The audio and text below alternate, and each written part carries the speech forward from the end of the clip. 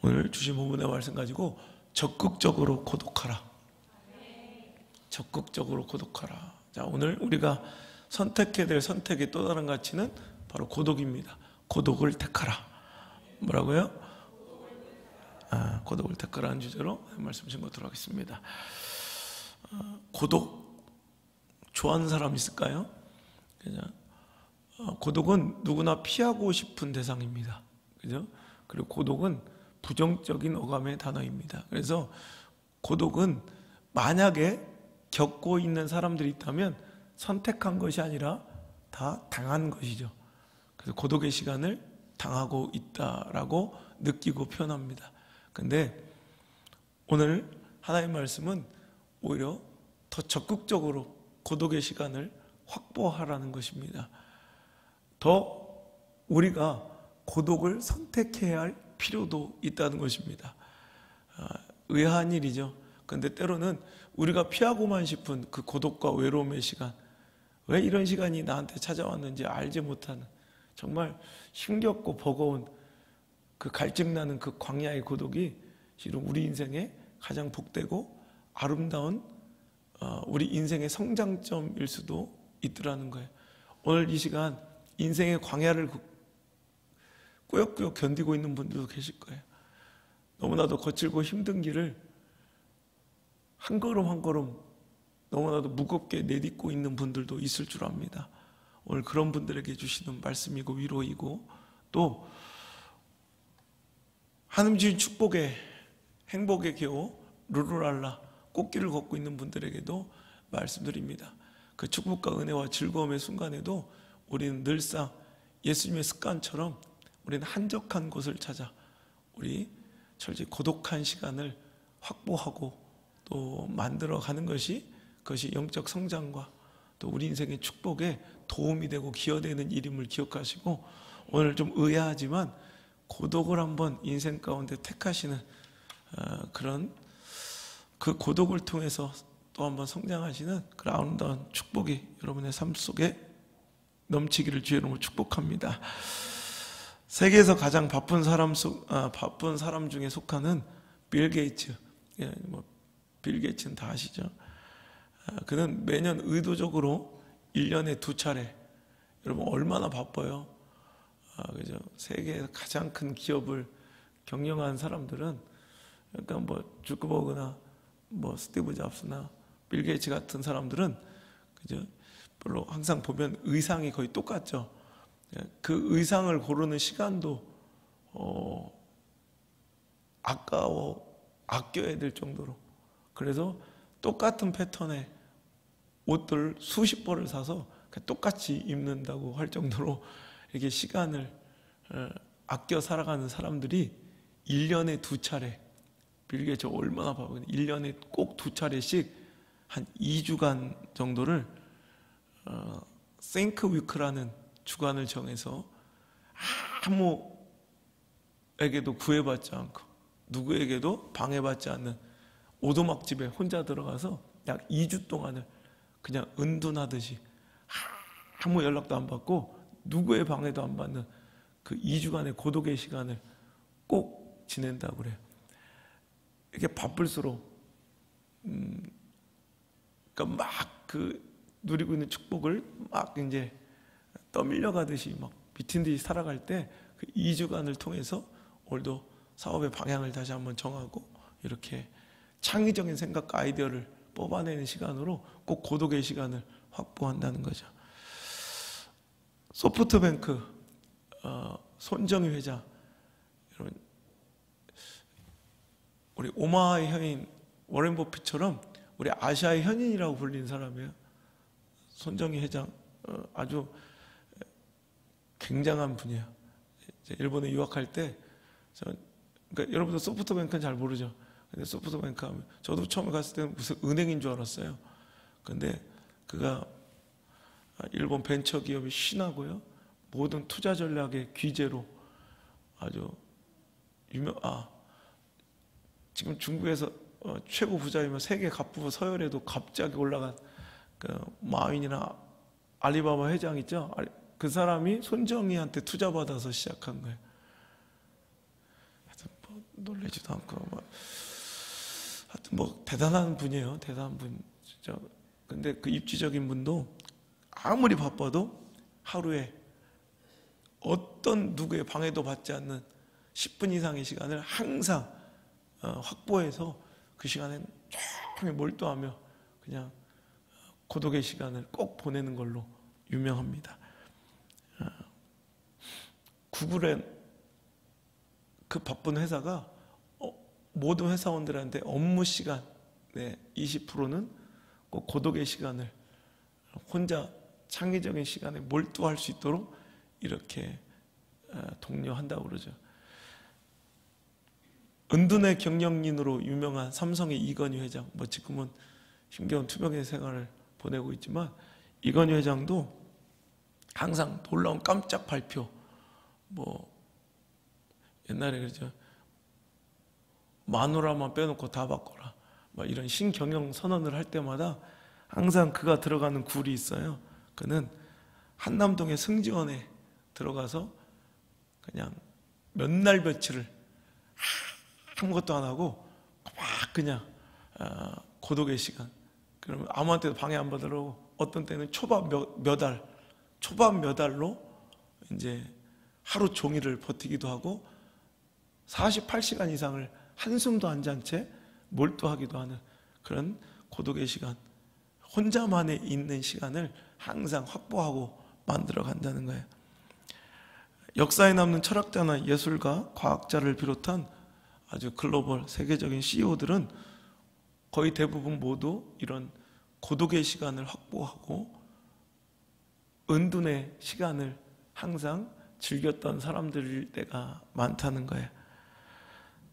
세계적인 예술가나 석학들은 생각에 깊이 몰두할 수 있는 이 고독의 시간과 자신만의 공간을 적극적으로 확보하고 살아갔기에 그런 위대한 입지적인 그런 자리에 오를 수가 있었다고 해도 과언이 아닐 듯 싶어요. 그래서 사이토 다카시라는 사람이 쓴 혼자 있는 시간의 힘이라는 책을 보면 얼마나 많은 사람들이 혼자 있는 시간을 통해서 성숙, 성찰, 또 변화되고 축복을 받았는지에 대해서 그는 이 고독의 시간의 예찬론자로 아주 사이토 다카시가 아주 유명하죠. 성경의 위대한 인물들도 마찬가지인 것 같아요. 여러분 지금 생각나는 여러분 좋아하는 성경 인물들을 한번 떠올려 보십시오. 그가 인생의 광야 혹은 진짜 광야에 고독의 시간을 지나지 않은 사람이 거의 없죠. 보세요. 세례 요한, 다윗, 모세, 요셉, 야곱, 엘리야, 사도 바울,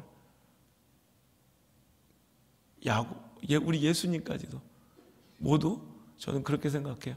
안성 목사까지도 모두 다 광야 신학교 동문들이에요. 그들은 모두 광야 그 고독의 시간에 인생을 성찰했고 그들이 어떤 유수한 신학에서 공부를 하고 득도한 것이 아니라 실은 이렇게 고독의 시간, 하나님께서 허락하신 이 광야의 고독의 시간을 통해서 그들은 깨어지고 내려놓고 주님 뜻 발견하고 더 성숙하고 성찰한 아름다운 인생들 되었다는 거죠. 우리도 그러면 주님과 동문되었으면 좋겠어요. 여러분이 경험하고 있는 그 아픈 광야의 시간들을 통해서 우리도 광야 신학교에 입문하셔서 그죠? 바이블 아카데미도 좋고 그죠? 신학교도 좋지만 먼저 영적 리더들은 광야를 지날 줄 알아야 돼요.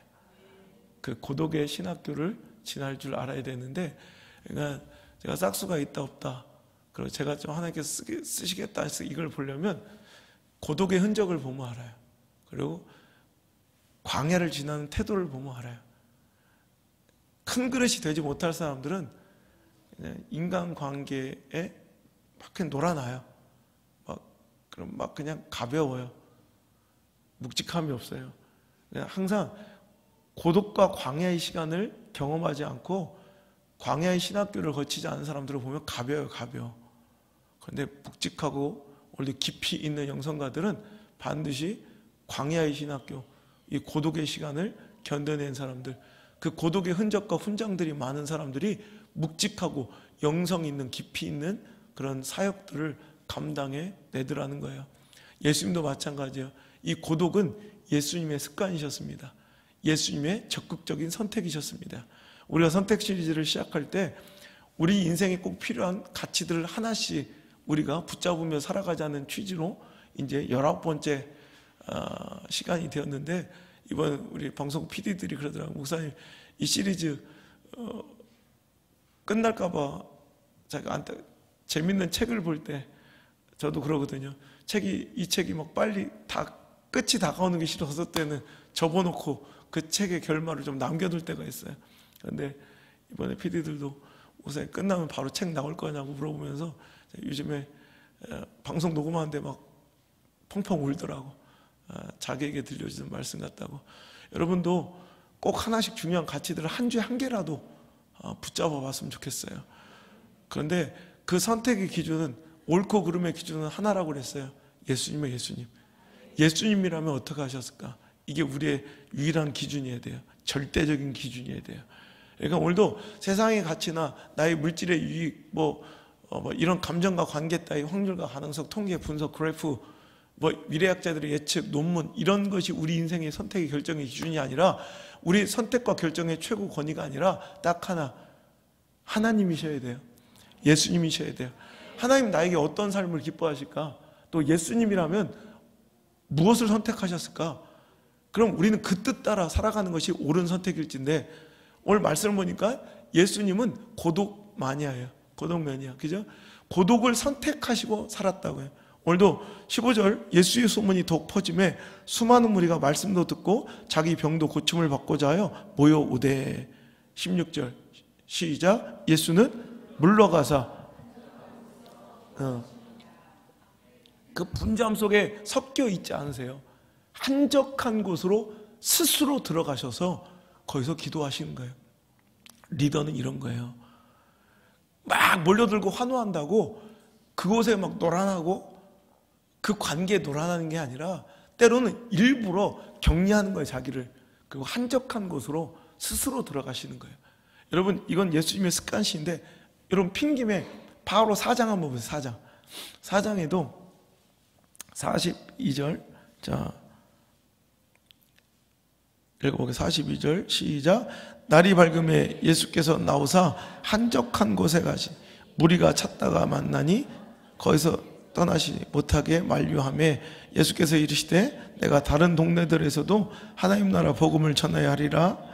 나는 이 일을 위해 보내심을 받았노라 하시고 갈릴리 여러 회당에서 전도하시더라. 자, 오늘 4장도 5장도 마찬가지인데, 4장에는 귀신이 떠나가고 병든 자가 고침을 받았고요, 5절에도 기적과 같은, 여러분 누가복음 5장은 제가 좋아하는 장이잖아요. 성경 설교 많이. 그러니까 한 마리도 고기 못 잡던 그 어부 베드로와 야고보, 요한 그 동업자들의 그 실패 현장에서 저 깊은 곳에 그물 던져라 했더니 그물이 찢어질 만큼 고기가 잡히고 2배가 잠길 만한 엄청난 기적이 일어난 거예요. 그리고 열병이 또 고쳐지고 모든 병들이 나음을 입고 나병 걸린 자가 고침을 받고 막 이러면서 예수님의 소문이 막 흥황하게, 그죠? 흥황하게 막 일어나는 거예요. 그러니까 사람들이 막 예수님 곁으로 몰려오는, 4장도 마찬가지고 5장도 좋은 일로 말미암아 수많은 사람이 예수님을 찾을 때, 4장에서도 예수님은 그 자기를 향해 막 몰려드는 사람들 곁에 그냥 흥청망청 자 계시지 않냐고, 일부러 4장에서도 어디를 찾아? 한적한 곳. 한적한 곳은 뭐예요? 사람이 없는 곳이에요. 고독한 곳을 찾아가신 거예요. 5장에서도 사람들이 환호와 박수 소리에 취해서 거기서 막 그냥 흥청망청 계시지 않고 한적한 곳을 찾아 또 기도하시는 거예요. 사람들이 우리 함께 있자고 그 관계의 즐거움을 요청할 때도 그는 냉정하게 거절하고 또 그냥 꿋꿋이 묵묵히 자신이 하셔야 할 그 일을 감당하며 또 여러 곳을 돌아다니며 관계와 감정에 휘둘리지 않더라는 거예요. 오늘 이게 바로 예수님의 삶의 사역의 모습이었고 삶의 습관이었다는 거예요. 우리도 때로는 예수님처럼 고독을 선택하고 예수님처럼 더 적극적, 고독을 당하는 게 아니라 적극적으로 이 고독의 시간을 선택할 수, 확보할 수 있는 그런 묵직한 깊이 있는 인생이 되셔야 된다는 거예요. 고독은 두려운 곳이에요. 짜증나고 싫어요. 눈물 나고 외로워요. 이런 고독을 좋아하는 사람이 어디 있어요? 저도 그렇죠. 그런데도 고독의 삶을 일부러 선택하고 살잖아요. 오늘도 이제 바로 충주로 집회 가서 또 집회 중에 또 천안 고신대 또 청소년 청년 집회 가고 내려와서 부산에 또 거제 집회 가야 되고 또 방송해야 되고 그러면서도 집회하면서 지난주에도 김천, 일산, 외도 순복음교회, 천안의 나사렛 대학교 집회하면서 한 번도 한 끼도 목사님들 식사를 안 해요. 신기하죠? 한 끼만 먹고 사는 거예요. 점심 한 끼 먹는데도 그것도 식사 대접 안 받고 그냥 호텔방에 들어가서 어떤 장로님이 너무너무 은혜를 받았다고 너무너무 귀한 대접을 하겠다는 급고 거절하고 그냥 교회 가서 헌금하세요. 그리고 그냥 혼자 또 동굴 같은 방으로 들어가는 거예요. 거기서 책 읽고 기도하고 호텔 바깥에 나오질 않는 거예요. 저 배 따라 수행하는 비서들도 저 얼굴 보려면 예배 시간이나 보는 거예요. 이렇게 7년을 사는 거예요.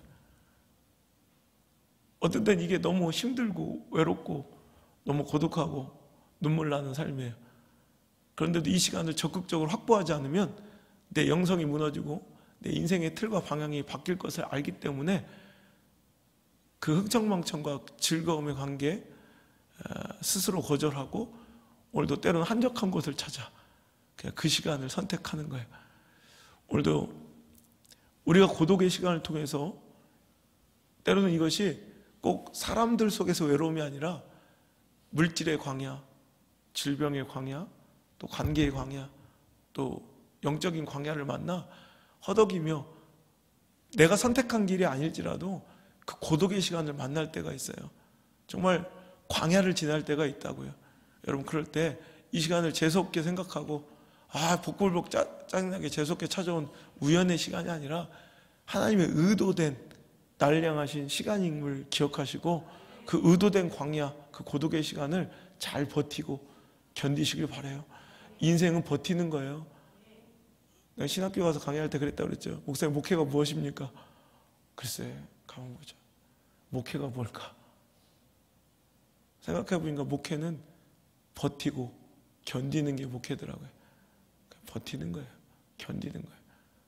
여러분 인생 좋은 사역자는 무엇입니까? 버티는 거예요. 견디는 거예요. 이게 제일 순위예요. 버티고 견뎌내는 거. 여러분 이순신이 그런 얘기 하대요. 우리 안에 가득 찬 이 두려움을 용기로만 바꿀 수 있다면 엄청난 승리를 얻잖아요. 저는 거꾸로 생각해요. 우리가 찾아온 이 외로움을 영적 통찰력으로 바꿀 수만 있다면 멋있지 않아요?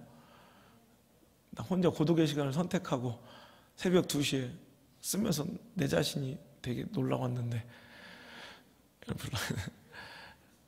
이순신의 마음이 그냥 갑자기 새벽 2시에 원고 쓰고 있는데 그냥 그때 내가 진짜 외로웠어요.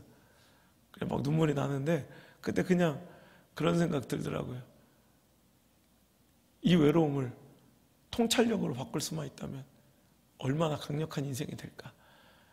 여러분, 여러분에게 찾아온 그 외로움의 시간, 원했든 당신이 선택했든 그렇지 않았든 자이든 타이든 찾아온 그 고독의 시간이 있다면 그 외로움을, 그 고독한 시간을 억지로 깨려고 하지 말고 그 시간을 잘 누렸으면 좋겠어요.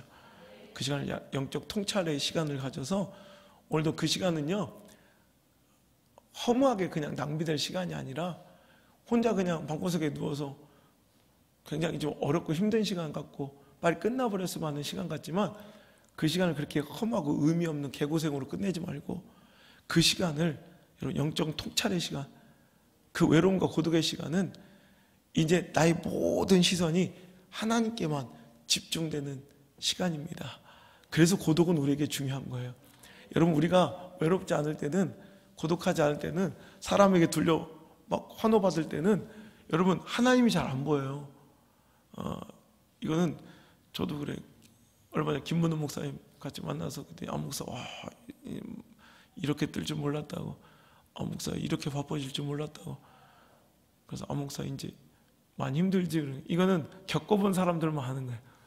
막 많은 사람들이 환호하고 막 사인 받고 사진 찍고 막 그러지만 정작 호텔방에 들어가서 이제 있을 때 그 찾아오는 공허함과 외로움이 얼마나 견디기 버거운 일인지 몰라요. 그래서 공황장애와 그 화려해 보이는 그 목사님들도 그 영적 외로움에 그 우울감을 다 이겨내고 버티고 계세요. 여러분 이해가 안 되실 거예요. 막 앞에 막 이렇게 화려하고 막 웃기고 막 그렇게 자신만만한 그 목사님들이 다 어렵고 힘든 시간을 버티고 있는 분들이. 저도 마찬가지고. 그럼 그 시간을 통해서 정말 우리가 그 환호와 박수 소리에 취해서 거기서 놀아나면 솔직히 말하면 하나님이 잘 안 보여요. 그럴 때 빨리 그걸 단절하고 일부러 고독의 시간을 선택하는 거예요. 그래야 하나님이 보여요. 그래서 내 시선이 막 분주했던 시선들이 하나님만 바라보게 되는 거예요. 하나님만 바라보면서 막 속도 내어 달려가고 있던 내 사역이 이제 방향이 점검되는 거예요. 오늘도 예수님도 마찬가지예요. 막 환호와 박수 소리, 사람들의 칭찬과 막 몰려듦에 그냥 거기에 있으면, 그대로 취해 있으면 사역의 방향이 흐트러지죠. 근데 분명하게 말씀하시잖아요. 내가 이 땅에 무엇 하러 왔는지, 물론 너희들이 좋고 감정적으로 행복하지만 이것들을 때로는 결연하게 결별하고 오늘도 복음을 전하러 또 그 발걸음을 우직하게 뚜벅뚜벅 올곧게 내딛으시는 그 예수님처럼 우리도 여러분 열심히, 인생의 열심과 사역의 속도도 중요하지만 더 중요한 것은 방향이에요. 방향. 나중에 이 방향이 틀어지고 잘못되면 미친 듯이 달려간 만큼 거꾸로 돌아와야 될 수도 있어요. 그러니까 이 고독의 시간을 통해서 우리는 이제 그 방향을 점검하고 막 너무 분주하게 쪼개지고 갈라지고 흐트러져 있던 내 시선을 하나님께 집중할 수 있는 너무너무 고마운 시간이 바로, 그 공간이 바로 고독의 시간이고 광야의 시간이라는 거예요. 오늘도 그 시간을 통해 여러분 잠깐 멈추었다 가도 괜찮아요. 그거 절대로 인생의 실패 아니에요. 오늘도 잠깐 늦어지는 것 같아도 여러분 그 시간에 하나님만 똑바로 바라보고, 좀 내가 지금 잘못됐던 인생의 방향이 있었다면 좀 잘 점검해서 하나님 다시 뛸 기회를 반드시 주실 거예요. 그때 제대로 다시 뛸 수 있는 그런 방향 점검의 아름다운 시간 되시기를 주의 이름으로 축복합니다. 고독의 시간은 또 수많은 사람들이 아까 얘기했던 것처럼 성숙과 성장과 축복을 맛봤던 그런 시간이기도 해요. 그 고독의 광야는 되게 억울하고 답답하고 섭섭하고 서운했던 시간이 개인적으로는. 근데 그 인생의 결말과 뚜껑을 열어볼 때 그들에게 있어서 정말 무엇과도 바꿀 수 없는 멋진 영적 성숙의 신학기였고 축복의 현관문이었다는 거예요. 그때는 이해되지 않았어도 보세요. 다윗의 광야를 보세요. 여러분 얼마나 억울했을까요? 주님을 위해서 목숨 걸고 헌신하고 생명 걸고 골리앗 이겼더니 훈장과 격려와 박수와 포상이 아닌 사울의 시기와 질투로 그는 그때부터 그 어린 나이에 광야로 내몰려 그 고독의 순간을 여러분 오랜 시간 보내야 됐다는 거예요. 부모도 만나지 못한 채, 그죠? 정말 이 처절한 도망자의 신세로 광야의 시간을 보내면서 그는 점점점 성숙해가고 있었고, 그는 이제 이스라엘을 다스릴 수 있는 그런 이스라엘의 왕의 지도력을 갖추게 되었다는 거예요. 요셉을 보세요. 인생의 광야를 만나고 정말 짐승처럼 광야를 지나 애굽으로 팔려갈 때 여러분 그 인간적으로 이해할 수 있겠어요? 형들이 자기 채색 옷을 갈기갈기 찢고 죽이려 하다가 짐승처럼 노비로 팔아버리는 그 시간 이해할 수 있었겠어요? 17살짜리 소년이, 17살이 몇 살이야? 몇 학년이야? 고1. 아휴, 여러분 고1짜리가 인신매매 당해서, 예를 들어서 차라리 저 신한 아빠들 새우잡이라면 말은 통하지, 말은. 그죠? 정신 차려보니까 보르네오, 인도네시아 보르네오 고무농장 막 이런 데라면 여러분 얼마나 황당하겠어요. 말도 통하지 않는 애굽 땅에 17살짜리가 혼자 내동댕이 친 거예요. 얼마나 고독하고 힘들었을까. 제가 대학생 때 처음 영국 유학 떠났을 때 그 시간이 그렇게 싫고 외롭고 힘들더라고요. 내 가장 울었던 외국에서 몸살이 걸리니까 그렇게 서럽대. 독감에 한번 걸려가지고 혼자 이렇게 런던의 이 집 구조들은 함부로 옛날 집을 허물지 않아요. 그러니까 옛날 구조 그대로 돼 있어서 창문도 우리처럼 이중창 해도 우풍 이렇게 들어오잖아요. 근데 홀창문 있죠. 옛날에 뭐 이렇게 이렇게 여는 거. 그런 창문이니까 얼마나 추운지 그것을 이렇게 추운데 난 다 커서 갔잖아. 그런데도 그렇게 지금도 겨울이 되면 또 겨울에 이렇게 추운데 이렇게 하늘이 흐리면 꼭 영국 생각이 나요. 거기 맨날 그렇거든. 그냥 꾸물꾸물 흐려가지고 비는 추적추적 내리는데 영상 1도나 0도밖에 안 되는데 그렇게 추워요. 북해바람이 바로 옆에서 불어가지고 얼마나 추운지. 그래가지고 영국의 문화자들, 세계적인 문호들이 많은 이유가 이렇게 우울증이 많아서 그렇대요. 우울증이 많고 이렇게 막 혼자 방구석에 처박혀서 이렇게 고독의 시간을 이렇게 많이 갔다 보니까 깊이 있는 이런 작품들이 많이 나왔다 이렇게 분석해요. 그 정도로 굉장히 고독하고 힘들었던 시간들. 요셉 생각할 때마다 그런 생각, 얘 얼마나 힘들었을까. 17살짜리가 말도 안 통하는 곳에서 저 공부하고 있는 것도 아니고 노비가 돼. 2발 달린 짐승, 주인이 죽여도 할 말 없는 그런 짐승의 처우를 받으며 그 부잣집 도련님 채색 옷, 색동옷, 오늘 브랜드 이런 거 입고선 누구 못지않게 금야옥에 살았던 이 17살짜리 이 소년이 얼마나 거칠고 힘들고 외롭고 아빠가 보고 싶고 엄마가 보고 싶었을까. 그런데 그 시간 우리가 알잖아요. 그 누명을 쓰고 배신을 당하고 찢기고 상하고 감옥에 갇히는 그 홀로 있는 그 광야의 시간을 통해 그는 인생이 성장하고 성숙하고 자신의 노력과 자신의 의지로 얻을 수 없는 그 한계를 뛰어넘는 놀라운 축복을 얻을 수 있는 시간이 바로 그 고독의 시간이었다는 거예요. 여러분, 지난주에 굉장히 안타까운 일이 있었죠. 굉장히 많이 울었는데 저는 슬기로운 깜빵 생활이 드디어 끝이 났어요. 너무 울었어요. 난 그거 보면서 인생을 봤어요. 그 김재혁 선수가 그 화려한 사람이 그런 시간 가질 수 있었을까? 처음엔 너무 황당해서 막 분노를 토해내다가 점점 그 세계에서 인생을 보는 거예요. 그가 나올 때 1년을 버티고 딱 나올 때 딱 1년 있었잖아요. 그동안 그 인생이 얼마나 성숙되고 사람을 이해하고 얼마나 눈물이 나는지. 저게 우리 인생일 수도 있겠다라는 생각을 해요. 오늘도 여러분 슬기롭게 당신의 고독 생활을 이겨내셔서 고독 생활에 가 받지 말고 양 받지 말고 수 받으세요. 그 시간은 하나님만 바라보고 막 그냥 내 인생을 더 성숙하고 성찰하고 통찰하며 한 단계 더 업그레이드되고 깊어질 수 있는 시간임을 꼭 기억하시고 오늘도 그 시간을 통해 여러분 성숙했으면 좋겠어요.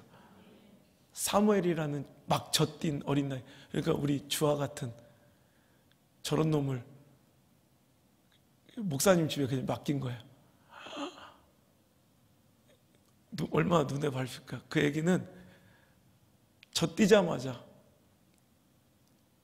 엄마의 그 사랑스러운 품을 떠나 교회에서 큰 거예요, 사무엘은. 그러니까 얼마나 고독했겠어요. 그러니까 하나님이 자기 아버지고 어머니인 거예요. 기대고 올 사람이 투정부를 하나님밖에 없는 거예요. 그래서 그는 습관적으로 예배당에 가서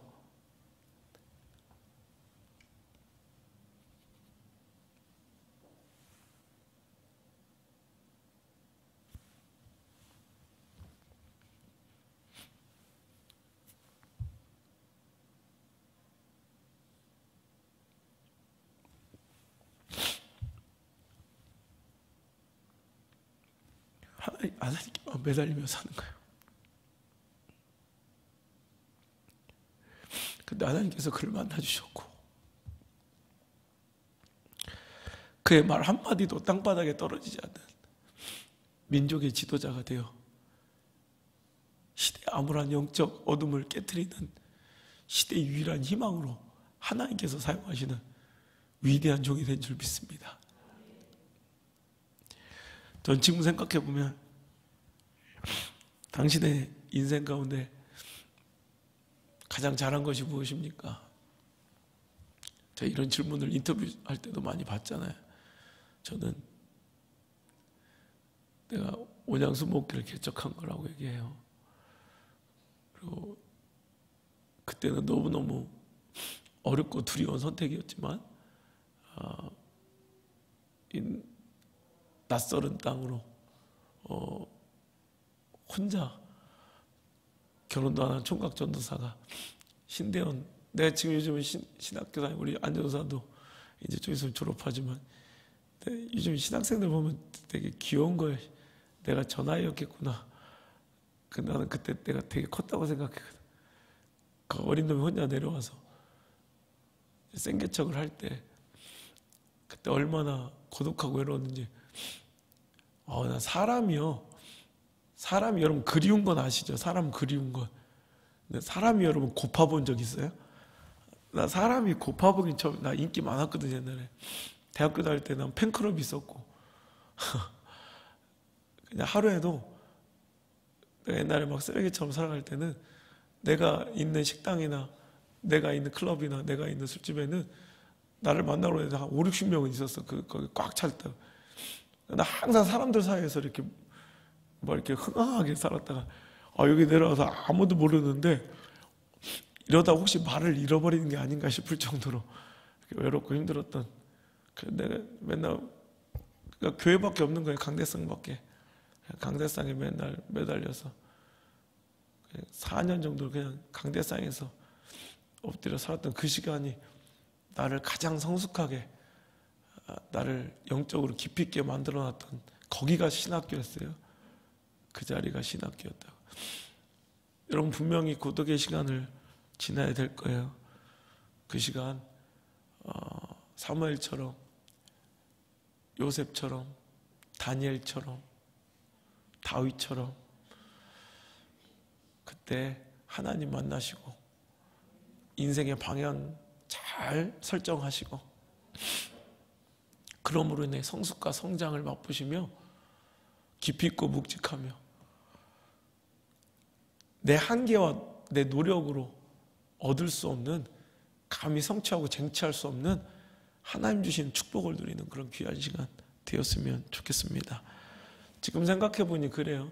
제가 원하지 않았던 고독과 광야의 시간도 유학 시절이나 그 질병, 그 대수술 할 때 또 그 실패, 시련 그 모든 시간들이 그때는 원망스럽고 왜 이런 시간이 나한테 찾아왔는지 너무너무 짜증나고 힘들었지만 그 시간 통해 지금의 제가 있고 오늘도 또 제가 또 만나게 된 오늘의 광야, 오늘의 고독의 시간을 통해 저는 또 성장하고 있음을 또 기억하게 돼요.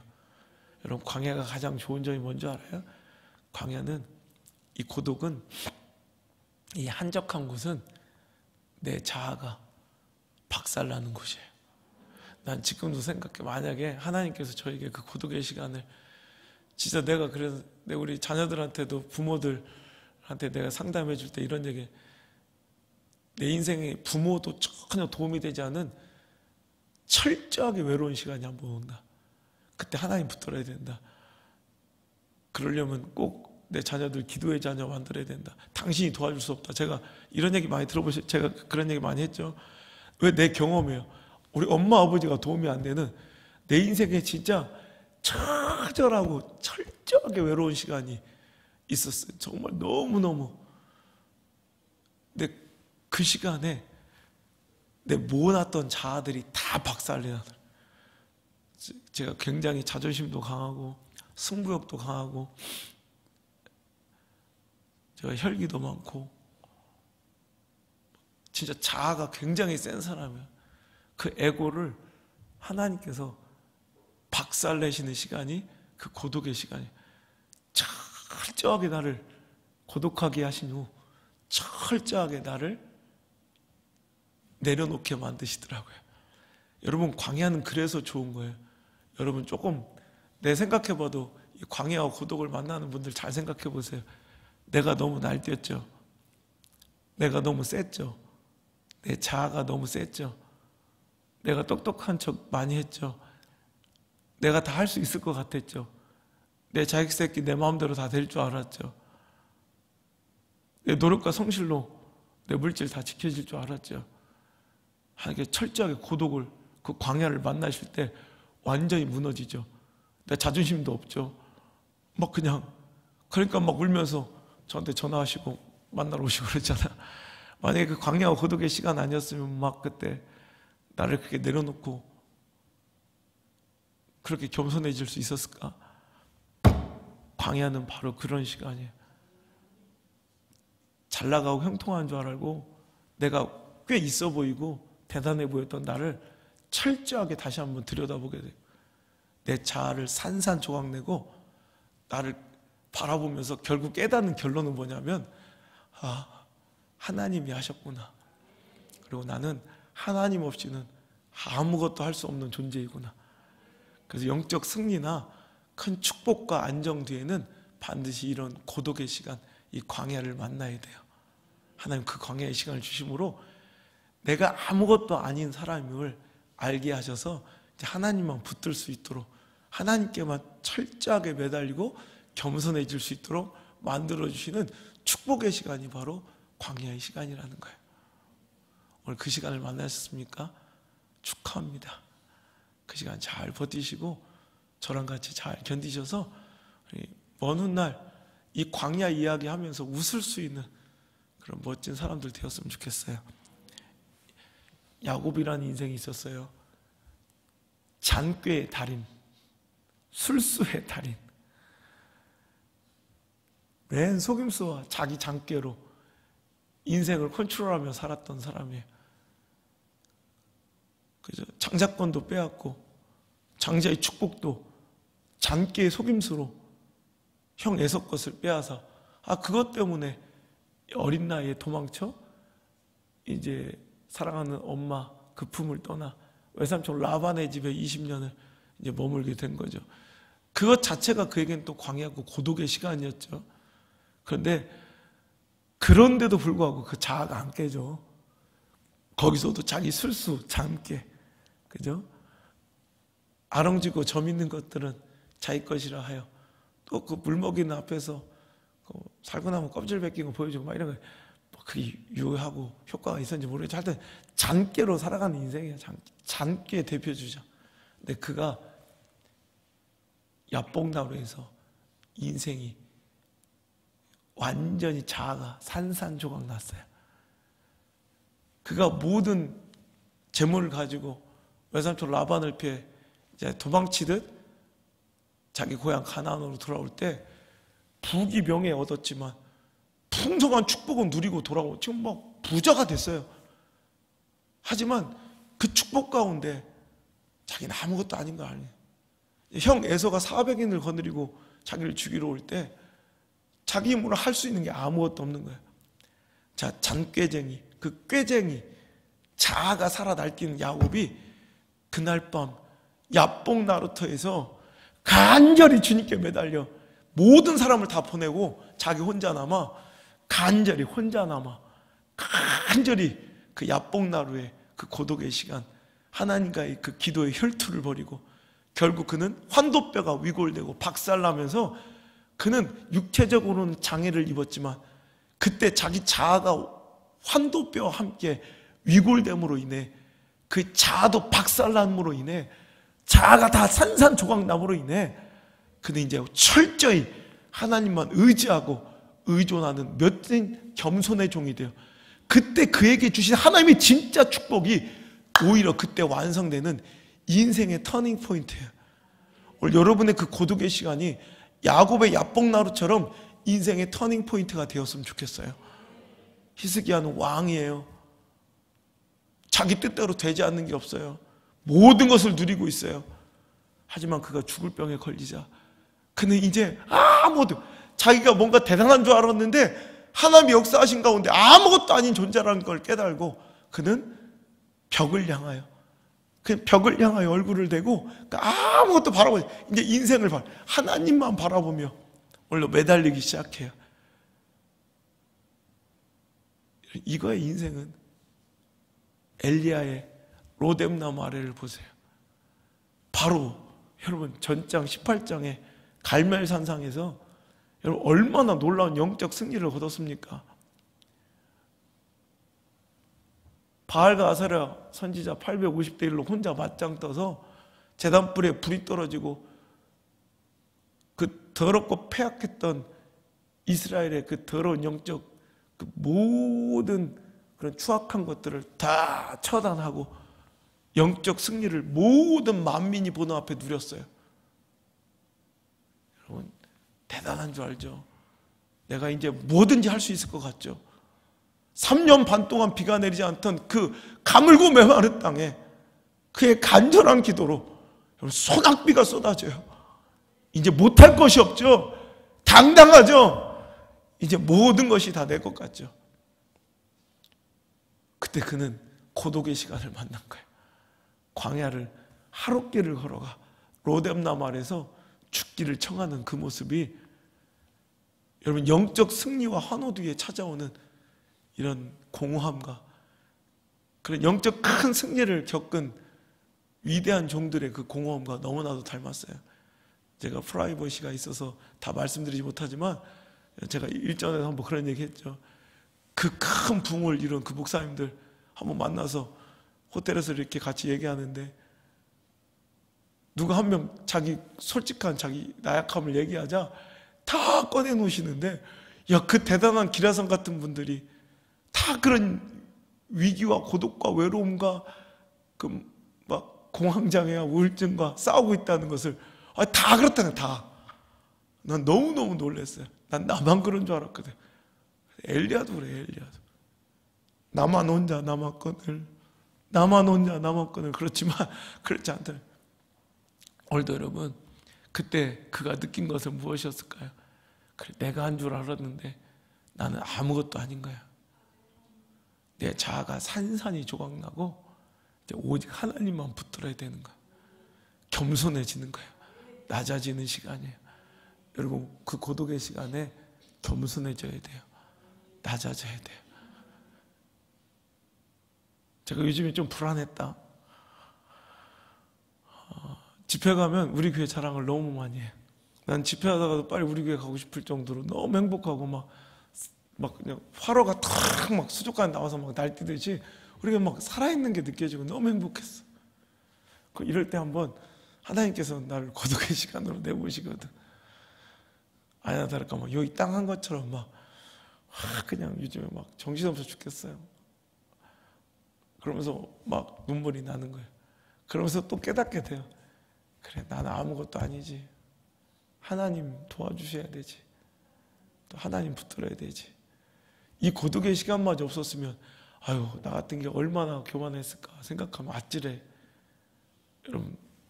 여러분의 인생 별다르겠습니까?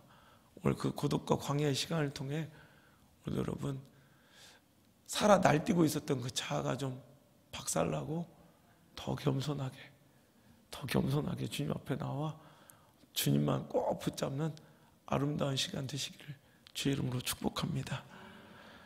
오늘 당신의 그 고독의 광야, 그 로뎀나무 아래서 나는 죽고 싶을 만큼 외롭고 힘들지만 그 시간이 또 하나님의 공급하시는 위로가 있는, 하나님 공급하시는 힘과 능력이 있는 시간이면 여러분 잊지 않았으면 좋겠어요. 주님만 꼭 바라보고 겸손하게 낮아져 내가 나가야 될 인생의 방향과 사역의 방향을 딱 결정할 때 하나님께서는 그래, 우리 먹을 떡과 또 물을 주시며 40일 주야를 힘차게 또 내다릴 수 있는 힘을 주시는 그런 시간이 또 고독의 그 광야의 시간임을 기억하시고요. 오늘 그 광야에서 주저앉지 말고, 포기하지 말고, 절망하지 말고, 자살하지 말고, 여러분 다시 한번 일어나 하나님 원하시는 그 방향으로 저와 함께 나아갑시다. 그 광야를 지날 때 하나님이 우리와 함께 하심을 기억하시길 바랍니다. 찬양하겠습니다.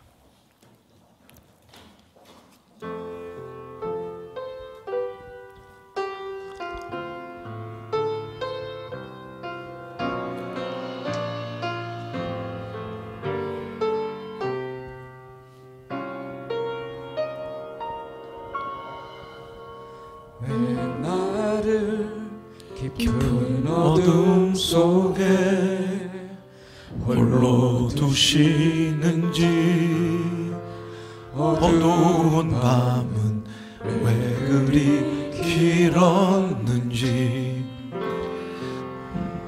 나를 고독하게, 나를 낮아지게, 세상 어디도 기댈 곳이 없게 하셨네.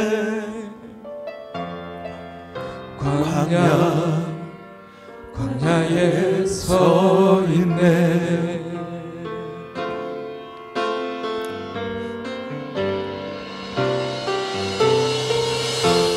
주님만 내 도움이 되시고, 주님만 내 빛이 되시는, 주님만 내 친구 되시는 광야.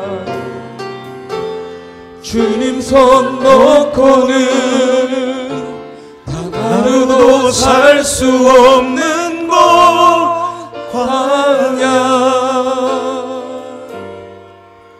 광야에 서 있네. 다시 한번 고백할까요? 왜 나를 깊은 어둠 속에 홀로 두시는지.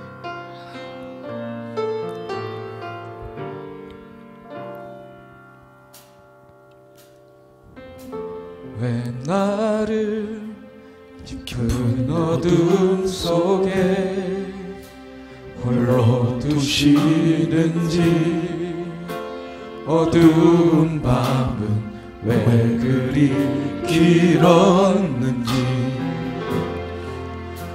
나를 고독하게, 나를 낮아지게, 세상 어디도 기댈 곳이 없게 하셨네.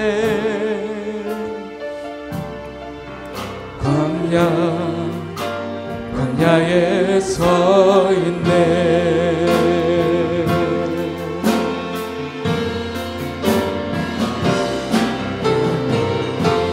주님만 내 도움이 되시고, 주님만 내 빛이 되시는, 주님만 내 친구 되시는 광야. 주님 손 놓고는 단 하루도 살 수 없는 곳 광야.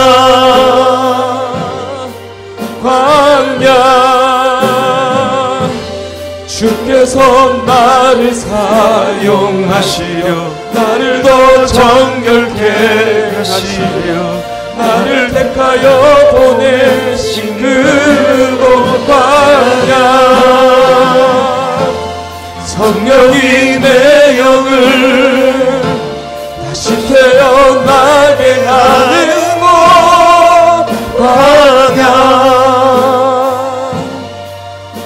광야에 서 있네.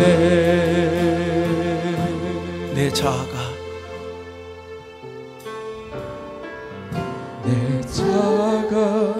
산산이 깨지고 높아지려 했던 내 꿈도 주님 앞에 내려놓고, 오직 주님 뜻만 이루어지기를, 나를 통해 주님만 드러나시기를.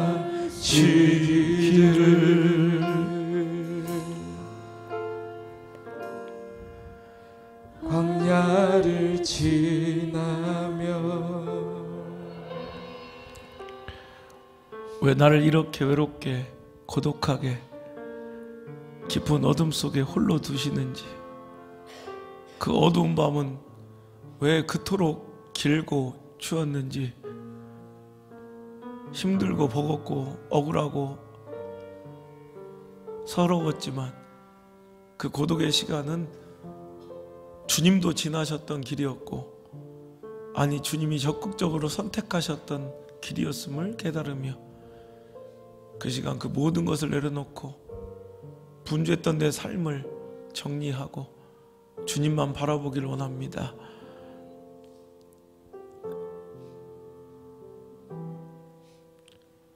교만했던 내 자아가, 살아날뛰었던 내 모든 자아가 산산조각이 나고 깨어지며 주님 앞에 겸손히 엎드리는 귀한 시간 되길 원합니다. 주님, 이제 이 고독의 시간을 통하여 내 뜻을 내려놓게 하시고 오직 주님의 뜻만이 높아지고 이루어지게 하셔서 나를 통해 하나님을 영화롭게 만들어드리고 우리 교회를 통해 내 사역을 통해 내가 드러나지 아니하고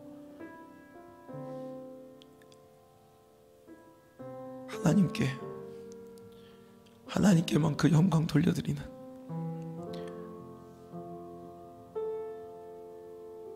아름다운 부족한 종과 사역자들 다 될 수 있도록 축복해 주시옵소서. 광야를 지나는 사랑하는 성도들이 있습니다. 그 고독의 시간을 버티고 견디며 힘겹게 하루하루를 버티고 있는 나의 사랑하는 성도들이 있습니다. 그 약하고 떨리는 손 붙잡아 주시고 그 고독의 시간을 통하여 회복되게 하시며 더 높이 날아올라 이전에 맛보지 못했던 성숙과 변화와 축복을 누리며 살아갈 수 있도록 그 인내의 소망을 우리에게 허락하여 주시고 반드시 최후 승리를 맛보는 아름다운 종들 다 될 수 있도록 인도해 주옵소서. 광야에 있게 하심을, 그 고독의 시간을 견디게 하심을 감사합니다. 오늘 내 삶에 주님만이 나의 도움 되시고 주님 손 놓고서는 내가 하루도 살 수 없었음을 오늘 시간 인정하게 하시고 다시 나를 향해 말씀으로 인자하게 뻗으신 그 따뜻한 주님의 보혈의 손을 두렵고 송구하고 떨리고 연약하지만 우리도 주님을 향해 손 뻗어 그 손을 꼭 잡고 돌아가는 귀한 시간 될 수 있도록 인도해 주옵소서. 저들의 고독의 시간에 모두 다 떠나가도 주님은 함께 계시길 원하오며 이제는 우리 구주 예수 그리스도의 크신 은혜와 나를 절대로 버리지 않는 내 아버지 하나님의 그 크신 사랑과 나를 고아처럼 과부처럼 버려두지 아니하시고 눈동자처럼 지키시며 보호하시고 동행하시는 보혜사 성령님의 감화감동 교통하심의 크고 아름다운 은혜의 능력, 오늘 이 시간 말씀 가운데 주님 음성 듣고 돌아가는 모든 성도들의 삶의 현장, 그 고독의 자리까지도 떠나가지 마시고 1초도 떠나지 마시고 1초도 떠나가지 마시고 영원토록 함께 계시기를 간절히 또 간절히 기도하옵나이다. 아멘.